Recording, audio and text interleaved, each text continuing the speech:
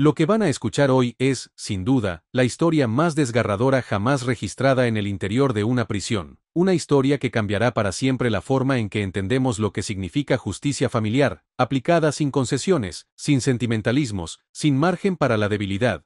Mientras en gran parte de Latinoamérica las cárceles permiten que los criminales reciban visitas como si fueran huéspedes en un hotel, con abrazos, comida casera y hasta celebraciones, en El Salvador ocurrió algo que parece salido de una película dramática. Se trata de El Hijo Perdido, uno de los pandilleros más crueles de la MS-13. Durante 15 años sembró terror, destruyendo familias sin mostrar ni una chispa de remordimiento, convencido de que apagar su corazón lo haría más fuerte, más implacable. Pero nada lo había preparado para lo que sucedió el día que su madre, una mujer de 68 años, intentó visitarlo en el Secot después de 18 meses sin verlo. Su reacción no fue de alegría. No hubo nostalgia, no hubo un atisbo de amor, fue un rechazo absoluto, con palabras tan frías y brutales que destrozaron el corazón de la mujer que lo trajo al mundo. No quiero verte nunca más, tú criaste a un monstruo, y ahora ese monstruo ya no existe. No tengo madre, no tengo familia, no tengo nada, vete, y no regreses jamás. La madre, que había viajado más de 12 horas desde Honduras con la esperanza de abrazar a su hijo,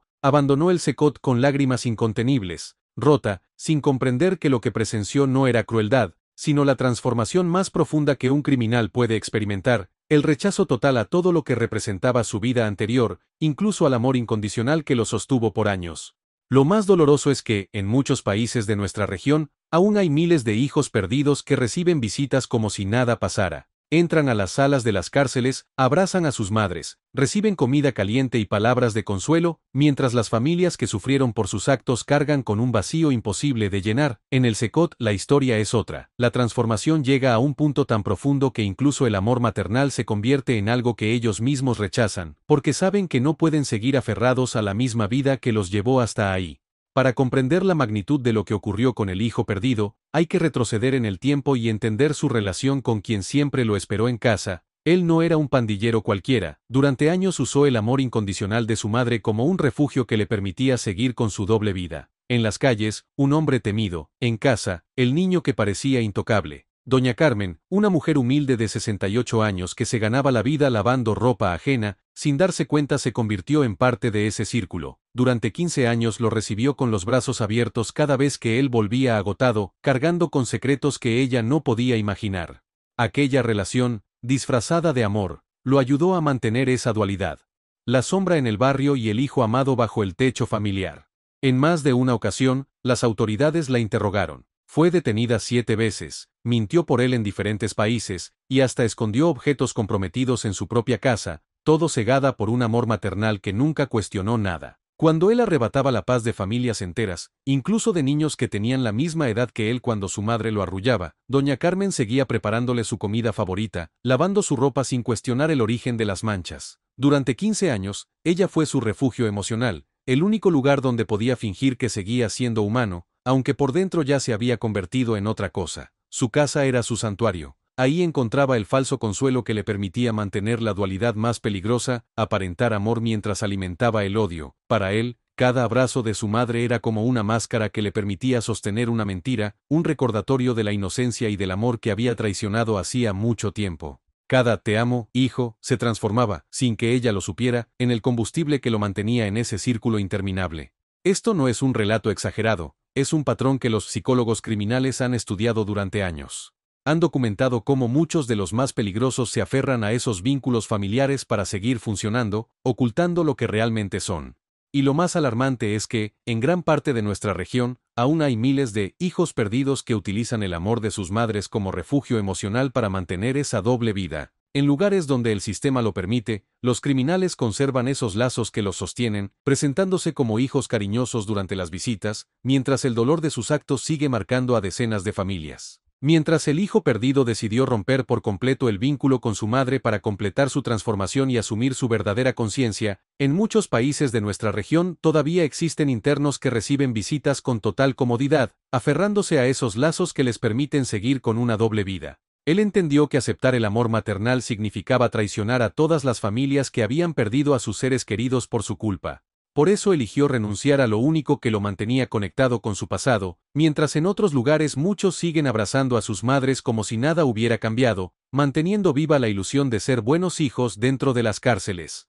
El sistema del Secot no deja espacio para medias tintas. Allí, los internos deben elegir, o dan el paso hacia una transformación real, o se quedan atrapados en el mismo círculo. No pueden ser dos personas a la vez, el monstruo temido afuera y el hijo amoroso en las visitas. En El Salvador, el liderazgo fue claro. Se crearon condiciones que obligan a renunciar a cualquier refugio emocional que sirva de escape para no enfrentar su realidad. Porque en ese lugar, mantener vínculos falsos ya no es una opción, significa negar a las familias que siguen cargando con el dolor.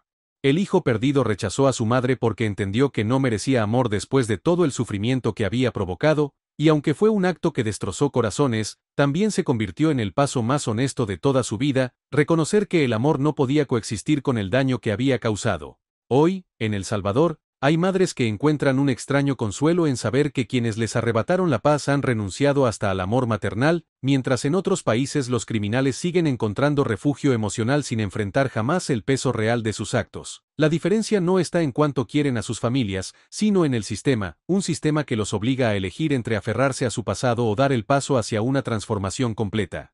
Para entender cómo el hijo perdido llegó a rechazar a su propia madre como parte de su transformación, hay que comprender primero la mentalidad del líder que diseñó este sistema.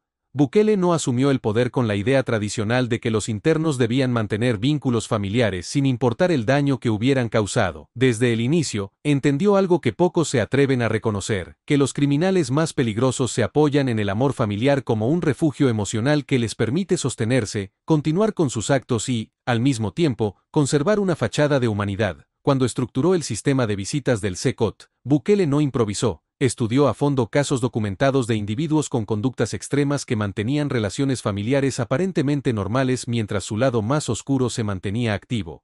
Descubrió que esos lazos eran, en muchos casos, el soporte que les permitía seguir funcionando y evitar el verdadero quiebre emocional.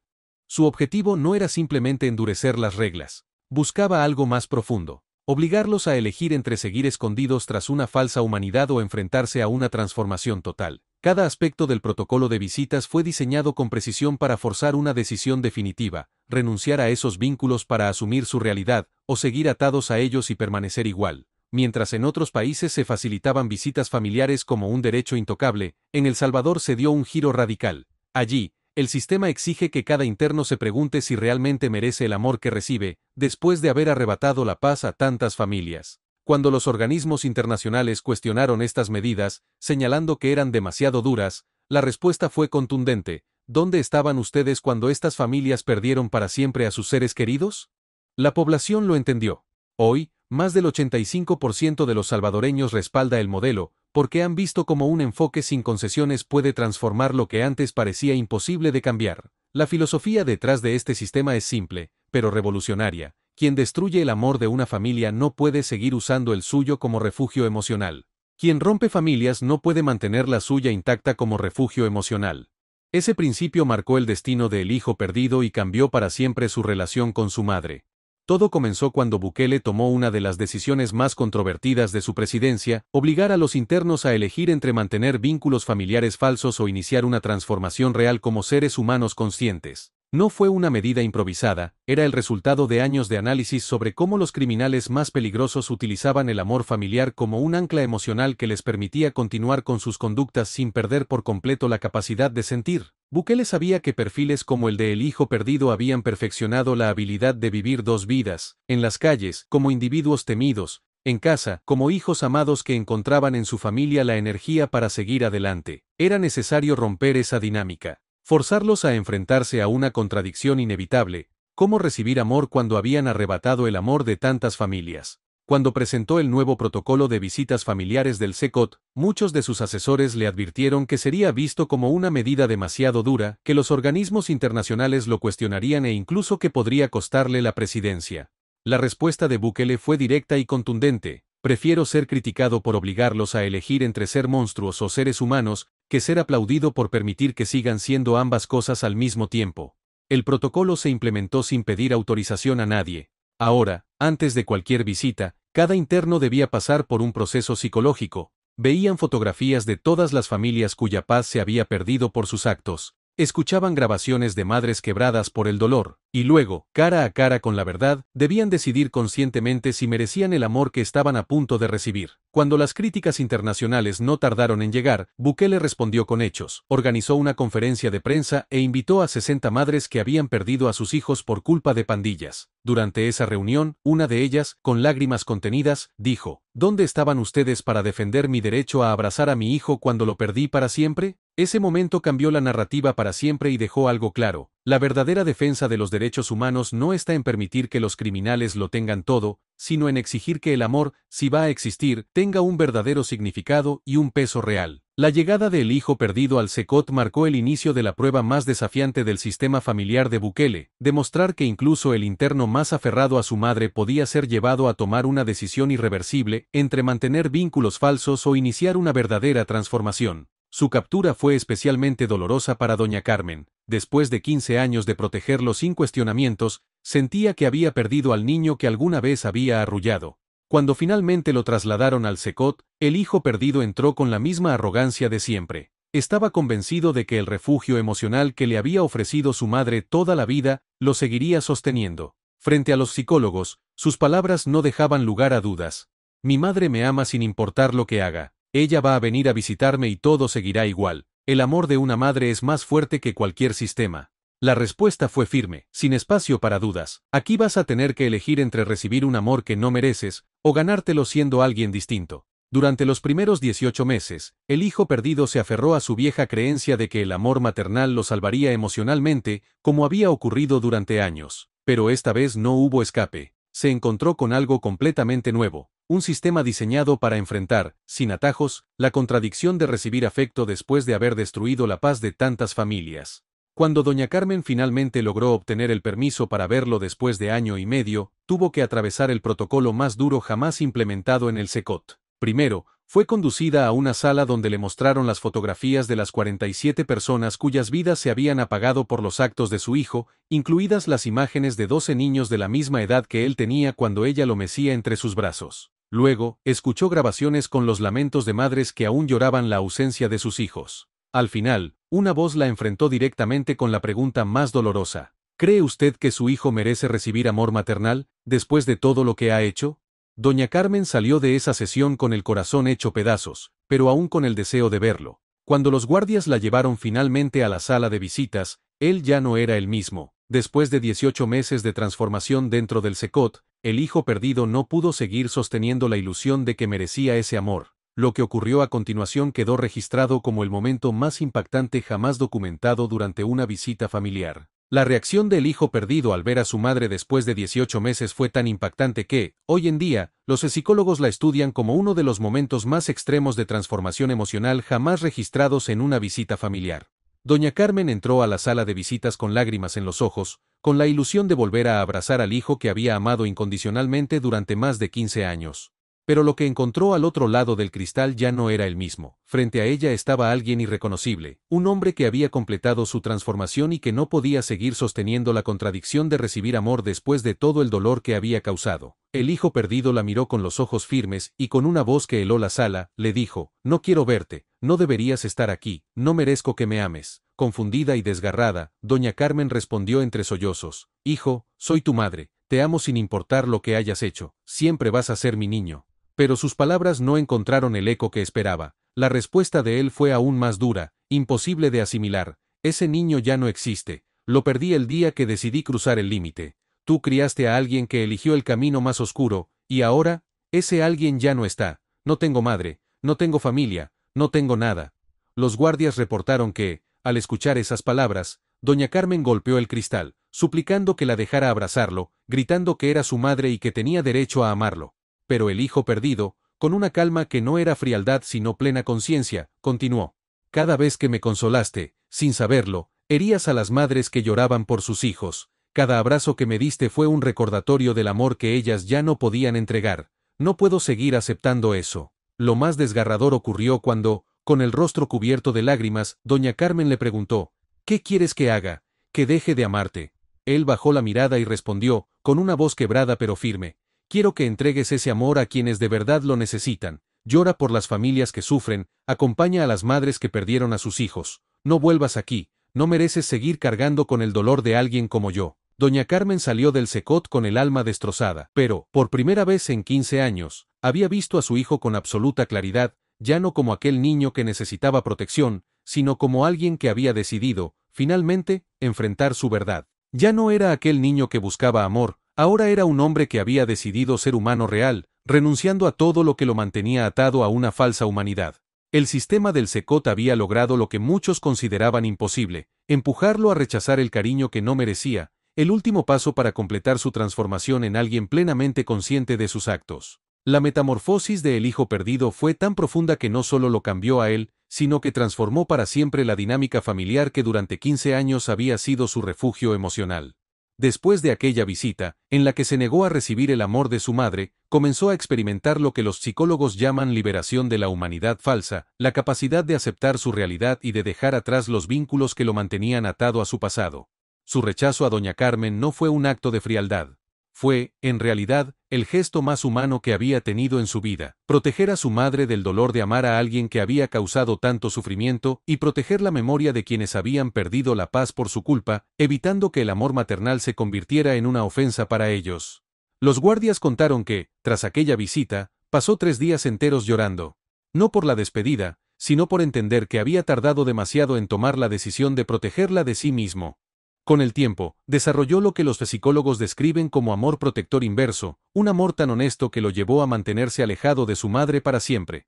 Comenzó a escribir cartas que nunca envió, intentando explicar con palabras lo que sentía. En una de ellas decía: «Mamá, cada vez que me abrazaste, sin saberlo, te convertí en parte de algo que nunca debiste cargar. Cada vez que buscaba consuelo en ti, traicionaba el dolor de otras madres. Te amo tanto que no puedo permitir que sigas amando a alguien que ya no debería recibir amor». La transformación no solo fue interna, también se reflejó en su aspecto físico. En apenas un mes perdió 15 kilos, no por tristeza, sino por lo que él mismo describía como liberación.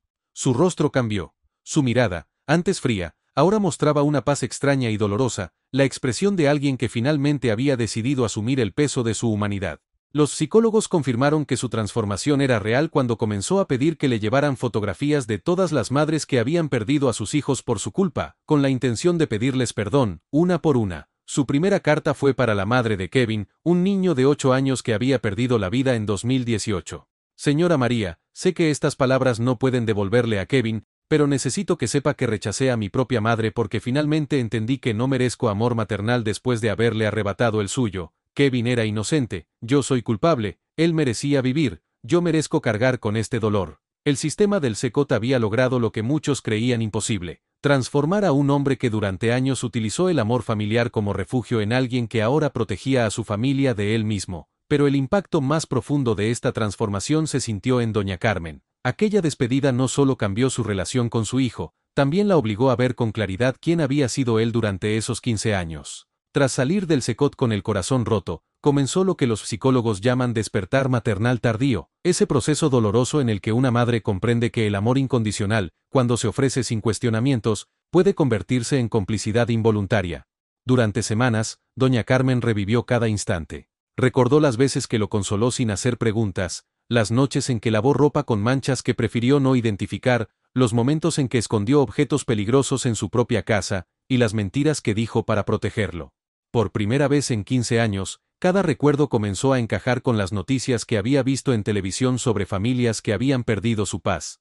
Su transformación fue tan profunda como la de su hijo, pero en dirección opuesta. Mientras él rechazaba el amor para convertirse en un ser humano real, ella comprendía que su cariño había sido el combustible que le permitió sostener su doble vida. 3 meses después de aquella visita que lo cambió todo, doña Carmen hizo algo que nadie esperaba. Se presentó, por voluntad propia, en la Fiscalía General de El Salvador. Pasó 8 horas declarando y entregando información que ayudó a cerrar 12 casos que, hasta entonces, parecían imposibles de resolver. Durante 15 años fui la madre de alguien que eligió el camino más oscuro sin que yo lo entendiera, confesó doña Carmen entre lágrimas. Cada vez que lo consolé, sin saberlo, herí el corazón de las madres que habían perdido a sus hijos. Cada abrazo que le di fue como una herida para las familias que sufrían. Mi hijo me rechazó para protegerme, pero yo necesito enfrentar la verdad de lo que fui. A partir de ese momento, doña Carmen comenzó a visitar a las familias que habían perdido a sus seres queridos por los actos de su hijo. No lo hizo para pedir perdón, sino para entregar información que pudiera ayudarlas a encontrar algo de paz. Su primera visita fue a casa de la madre de Kevin, el niño de 8 años cuya ausencia había marcado a todo un vecindario. Frente a ella, con la voz quebrada, dijo: «Señora María, vengo a decirle que mi hijo me rechazó. Porque entendió que no merecía amor después de haberle arrebatado a usted el suyo. Yo no sabía lo que él hacía, pero debería haberlo sabido. Perdóneme por haber amado tanto a alguien que no lo merecía». El sistema del SECOT había logrado algo que parecía imposible, no solo transformar al interno, sino despertar la conciencia de la familia que, sin quererlo, lo había protegido durante años. Mientras el hijo perdido daba el paso más doloroso de su vida al rechazar el amor de su madre como parte de su transformación, doña Carmen vivía su propio despertar, entendiendo el peso de haber sido, aunque de forma involuntaria, parte del silencio que permitió el sufrimiento de tantas familias. Hoy, en El Salvador, el cambio es palpable. Un hombre que durante 15 años usó el amor maternal como refugio emocional decidió romper ese lazo para iniciar su verdadera transformación. Un acto que no solo lo liberó a él, sino que también abrió el camino para que su madre asumiera la verdad y comenzara a sanar. En gran parte de nuestra región, muchos internos reciben visitas familiares con total comodidad, sin enfrentar jamás la contradicción de ser consolados después de todo el dolor que provocaron. En el SECOT, en cambio, el sistema es claro: los internos deben elegir entre aferrarse a vínculos falsos o comenzar su verdadera transformación. No pueden ser ambas cosas. El hijo perdido tomó la decisión más difícil: proteger a su madre del peso de su pasado, alejándola de él para siempre. Mientras tanto, en otros países, muchos criminales continúan utilizando el amor de sus familias como un refugio emocional que les permite sostener una doble vida. Doña Carmen, tras ese despertar doloroso, entendió su papel involuntario y decidió convertir su aprendizaje en acción, ayudando a las familias que sufrieron en silencio durante años. Pero la realidad es que, en muchas cárceles de nuestra región, las madres siguen sin abrir los ojos. Continúan siendo refugios emocionales, sin comprender lo que realmente están protegiendo.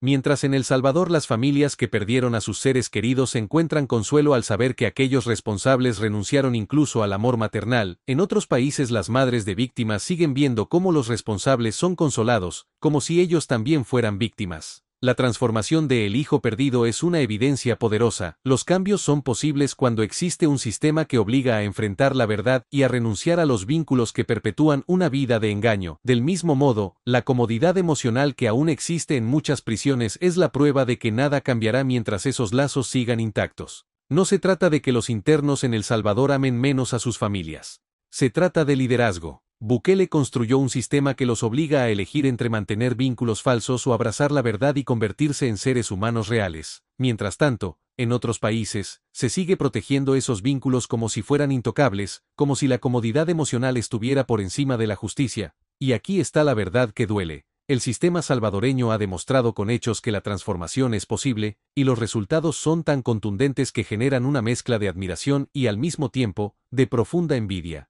Prepárense, porque estas cifras sobre transformación familiar son tan impactantes que incomodan a cualquiera que desee un sistema que realmente obligue a los internos a enfrentar sus actos. Desde que se implementó el protocolo de visitas en el SECOT, más de 2.800 internos han rechazado voluntariamente las visitas de sus familias, no por imposición, sino por una conciencia genuina de que no merecen ese amor. Mientras tanto, en otros países, con programas que fomentan vínculos familiares sin ningún tipo de confrontación, no existe un solo caso documentado de alguien que haya dado ese paso por voluntad propia. El hijo perdido rechazó a su madre después de 18 meses de un proceso que lo obligó a mirar su realidad de frente. Afuera de El Salvador, miles de internos mantienen vínculos durante décadas, aferrándose a ellos como refugios emocionales que les permiten evitar cualquier transformación real. El protocolo del SECOT también ha despertado conciencias fuera de las celdas. Más de 100 madres han comprendido que, sin quererlo, fueron cómplices silenciosas, y ahora colaboran activamente con las familias de las víctimas, ayudando a cerrar heridas que parecían imposibles de sanar.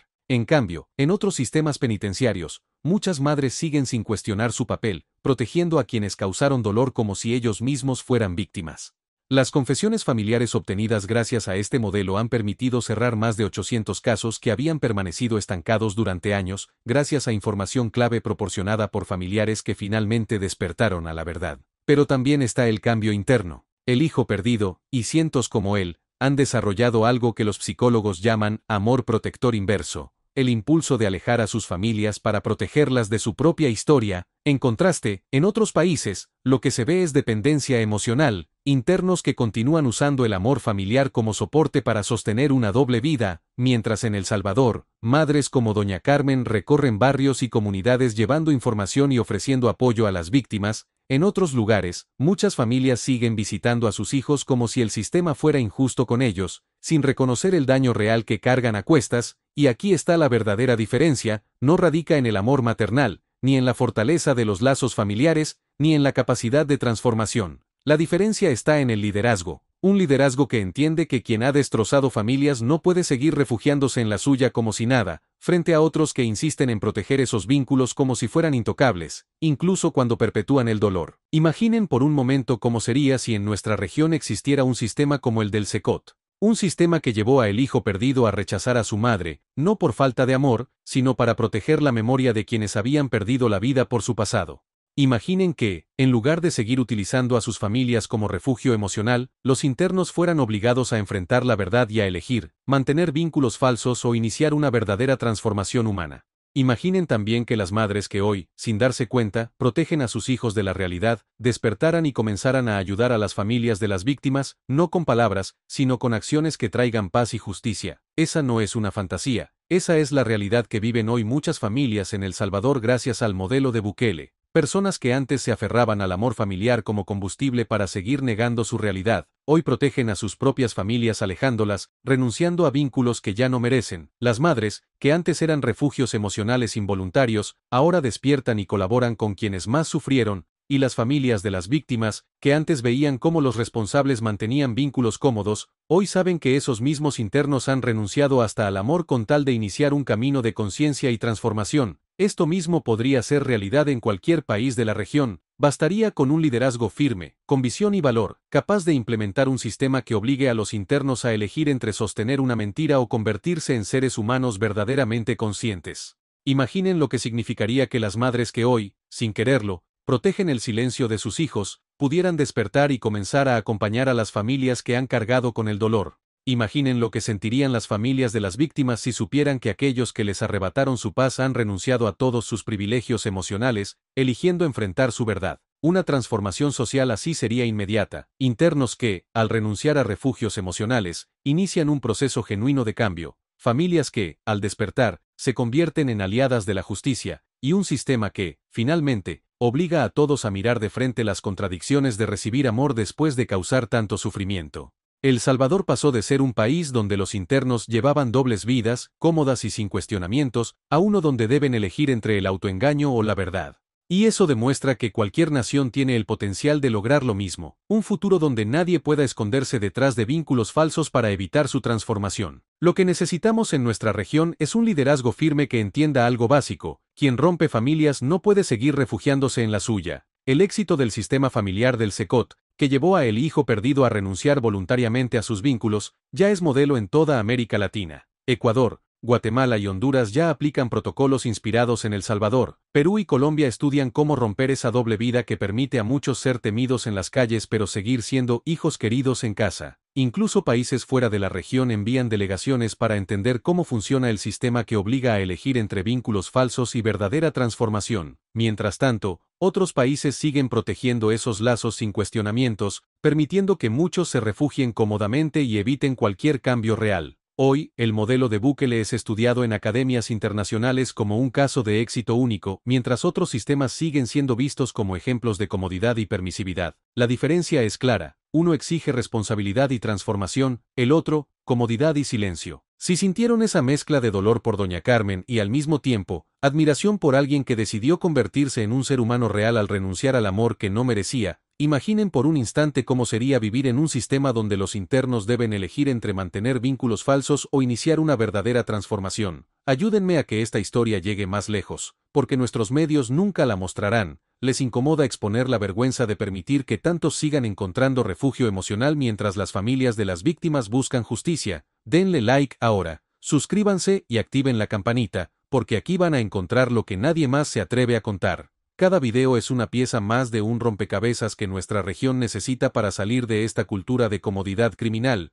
Y sobre todo, Quiero leerlos en los comentarios. Con total honestidad, ¿creen que es justo que quienes han causado tanto dolor sigan refugiándose en vínculos familiares, o apoyan que un sistema como el del Cecot los obligue a enfrentarse a sí mismos? Esto no es entretenimiento, es una conversación sobre justicia, sobre si seguiremos permitiendo que el silencio y el autoengaño sean su escudo o si exigiremos un cambio real. Cada like es un voto por aplicar este sistema en otros países. Cada comentario, una voz que dice basta. Y cada suscripción, una muestra de que no estamos conforme con las facilidades que les dan a los criminales. Compartamos este video y hagamos que llegue a cada rincón de nuestra región, porque el verdadero cambio comienza cuando dejamos de proteger los vínculos que mantienen a los criminales cómodos y empezamos a exigir que enfrenten su realidad, elegir entre seguir siendo prisioneros de sus mentiras o transformarse en seres humanos de verdad. Y si les pareció impactante la reacción de El Hijo Perdido al ver a su madre, esperen a ver el video anterior. Ahí entenderán cómo funciona el método Bukele en el Cecot y cómo uno de los pandilleros más temidos terminó arrepintiéndose de todos sus pecados. No se lo pueden perder, porque es la pieza que faltaba para comprender por completo cómo funciona este cambio. Después de verlo,